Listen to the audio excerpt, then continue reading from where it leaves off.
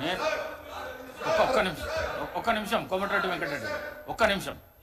నేను మీకు చెప్పినాను, మీరు అన్డెమోక్రసీ అన్పార్లమెంటరీ పద్ధతిలో చైర్ పైన ఒత్తిడి తీసుకొని వచ్చి ఏదో సాధిద్దామంటే మాత్రం నేను ఇవ్వను.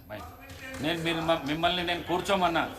నేను సభా మర్యాదలను కాపాడండి హరీష్ రావు గారు, సభా మర్యాదలను కాపాడండి కేటీఆర్ గారు, మీరు కూర్చోండి, నేను ఇస్తాను మైకు అని చెప్తున్నాను. మీరు నిలబడితే నేను అస్సలు ఇవ్వ, నేను అస్సలు ఇవ్వ. కోమటిరెడ్డి వెంకటరెడ్డి గారు మాట్లాడండి. సార్ స్పీకర్ సార్, ముందుగా మా గౌరవ ముఖ్యమంత్రి గారికి ఈరోజు రాష్ట్రంలో దాదాపు 20 లక్షల మంది నిరుద్యోగ యువకుల కోసం వారు ఆలోచన చేసి యంగ్ ఇండియా స్కిల్ యూనివర్సిటీ స్థాపించడానికి ఒక బృహత్తమైన కార్యక్రమం తీసుకున్న మంచి రోజు అధ్యక్ష. ఈ రోజు హరీష్ రావు గారు నేను మీకు చెప్పిన వారు న్యాక్ చైర్మన్ హోదాలో R&B రివ్యూ చేయడం నిన్న కేటీఆర్ ద్వారా ఇదే విధంగా చేసి రాజకీయాలు తప్ప యువకుల మీద యువకుల భవిష్యత్తు మీద వీళ్ళకి ఇంట్రెస్ట్ లేదు అధ్యక్ష. ఇంతసేపు రాజకీయాలు తప్ప ఈ రోజు ఇంత మంచి కార్యక్రమాన్ని మొదలు పెట్టుకుంటున్నాం. ఈ రోజు ఒక యంగ్ ఇండియా యూనివర్సిటీకి శంకుస్థాపన చేసుకోబోతున్నాం. మీకు యువకుల మీద ప్రేమ లేదు, రైతుల మీద ప్రేమ లేదు.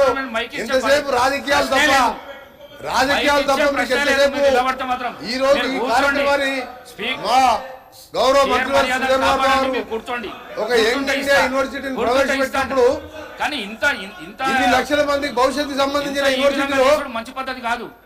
ఎప్పుడైనా మీకు 10 ఏళ్లలో ఆలోచన వచ్చిందా ఈ నిరుద్యోగుల గురించి?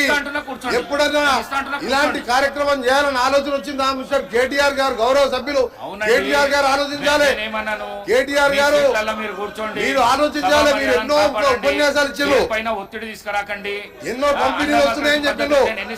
నిరుద్యోగ యువకుల గురించి ఎప్పుడైనా ఆలోచించారా మిస్టర్ కేటీఆర్ గారు? మహిళలను ఎందుకు ఇబ్బంది పెడుతున్నారు? ఈ రోజు ఆ మహిళలను ఎందుకు ఇబ్బంది పెడుతున్నారు మీరు? హరీష్ రావు గారు నేను అవకాశం ఇస్తా అంటున్నా కదా, కావాలని ఎందుకు చేస్తున్నారు? మీరు కావాలని ఎందుకు చేస్తున్నారు? మొదటి 5 సంవత్సరాల్లో మంత్రివర్గంలో మహిళలు లేకుండా 5 సంవత్సరాలు మంత్రివర్గాలు నడిపించిన మహిళా వ్యతిరేకి కేసీఆర్, మహిళా వ్యతిరేకి. అధికార పక్ష పార్టీలో మహిళల గౌరవం లేదా? అధ్యక్ష ఈ రోజు మా గౌరవ ఇండస్ట్రీ మినిస్టర్ గారు ప్రవేశపెట్టిన బిల్లులు అందరూ కూడా పార్టీలకు అతీతంగా అందరూ సహకరించండి. 20 లక్షల మంది యువకులకు మా NAC national academy of construction మా R&B శాఖ ద్వారా చేసే కార్యక్రమంతో పాటు ఒక యూనివర్సిటీనే దేశంలో 3వ యూనివర్సిటీ ఏర్పాటు చేయడానికి మా ముఖ్యమంత్రి గారు తీసుకున్న నిర్ణయం యువకులకు ఇవాళ వాళ్ళ భవిష్యత్తును మార్చే విధంగా ఒక మంచి కార్యక్రమం తీసుకున్న అధ్యక్ష. మీరు ఈరోజు మా మంత్రి గారు చెప్పారు, ఈరోజు ఇంజనీరింగ్ కోర్సు కానీ పాలిటెక్నిక్ ITI చదివిన వాళ్ళు అకాడమిక్ లో మంచి పర్సెంటేజ్ తో పాస్ అయినా వాళ్ళకు నైపుణ్యం లేకపోవడంతో ఉద్యోగాల విషయంలో వాళ్ళకు అన్యాయం జరుగుతుందని చెప్పి ప్రభుత్వం ఆలోచించి ఈ నిర్ణయం తీసుకున్నాం. ఒకవైపు రైతుల కోసం 31,000 కోట్ల రుణమాఫీ చేసి రైతాంగాన్ని కాపాడమే కాదు, ఇవాళ